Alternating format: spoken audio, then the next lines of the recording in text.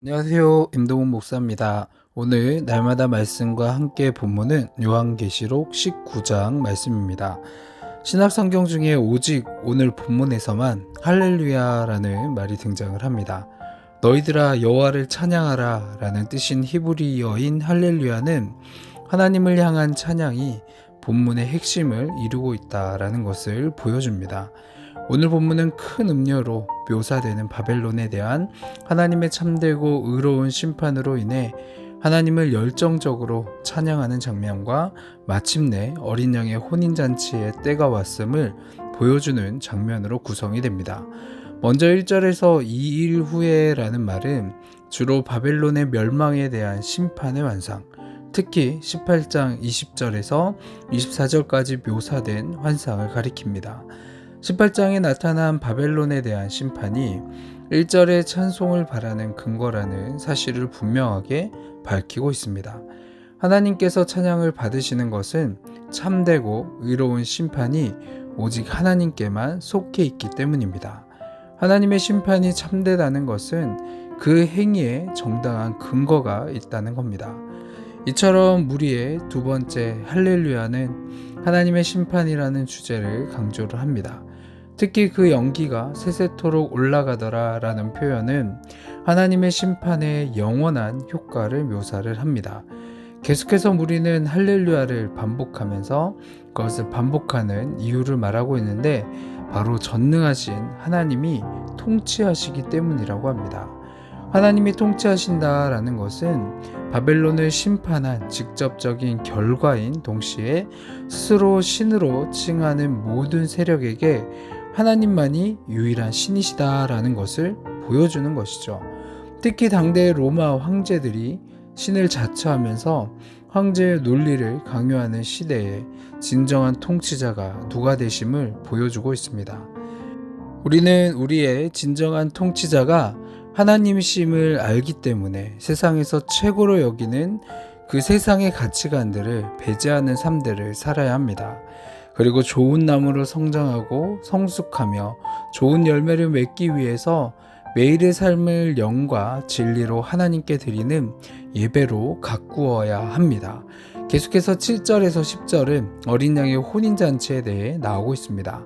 허다한 무리는 하늘과 땅에 있는 하나님의 모든 백성에게 즐거워하고 크게 기뻐하며 그에게 영광을 돌리자라고 이야기를 합니다. 이 기쁨의 이유가 하나님의 영원한 통치가 시작되었을 뿐만 아니라 어린 양의 혼인 기약이 이르렀고 그의 아내가 자신을 준비하였기 때문입니다.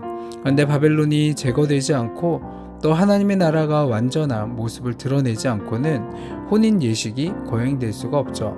그렇다면 그의 아내는 바벨론이 존재하는 동안에 자신을 준비하고 있습니다. 이처럼 바벨론의 탄압과 유혹은 하나님께서 자신의 아내인 성도들의 믿음을 연단하며 그들로 하여금 하나님 나라에 들어가도록 준비하게 하는 불과 같습니다. 자주색 옷과 붉은색 옷을 입고 금과 보석과 진주로 치장한 음녀와는 달리 아내 되는 우리는 빛나고 깨끗한 세마포 옷을 입고 있습니다. 그리고 이 옷은 하나님이 입도록 허락하신 옷입니다. 요한은 이 세마포 옷이 성도들의 행실을 상징한다고 설명을 합니다. 이것은 성도의 변화된 삶이 하늘에 계신 남편의 부름에 대한 바른 반응을 보여주는 것이죠. 또한 칭의와 성화의 관계를 잘 보여주기도 합니다. 마지막으로 9절에서 10절은 천사는 요한에게 기록하라 어린 양의 혼인잔치의 청함을 받은 자들은 복이 있도다 라고 이야기를 합니다.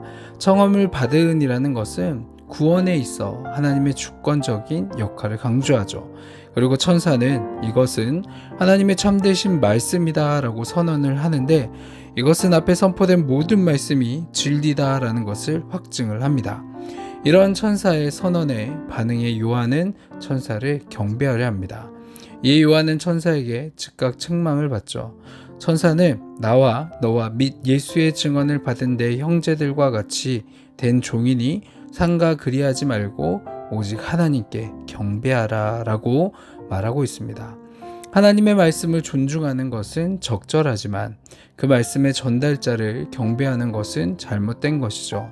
천사는 요한처럼 하나님의 종에 불과하기 때문입니다.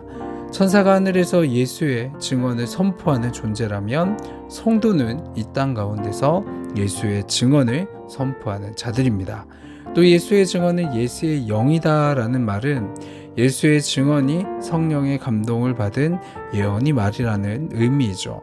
즉 성도의 증언은 예수에 관한 증언이고 우리가 증언하는 일 가운데 성령께서 우리와 함께 하신다라는 겁니다.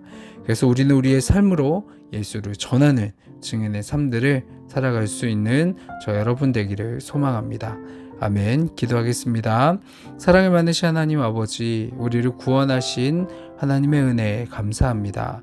하나님의 공의를 기대하며 날마다 찬양하는 삶을 살아가게 하시고 우리의 삶의 자리를 영과 진리의 증인의 삶들로 살아갈 수 있도록 인도하여 주셔서 늘 우리의 삶 가운데 성령의 열매를 맺는 삶을 살아갈 수 있도록 인도하여 주옵소서. 감사드리며 이 모든 기도 사랑이 많으신 예수 그리스도의 이름으로 기도합니다.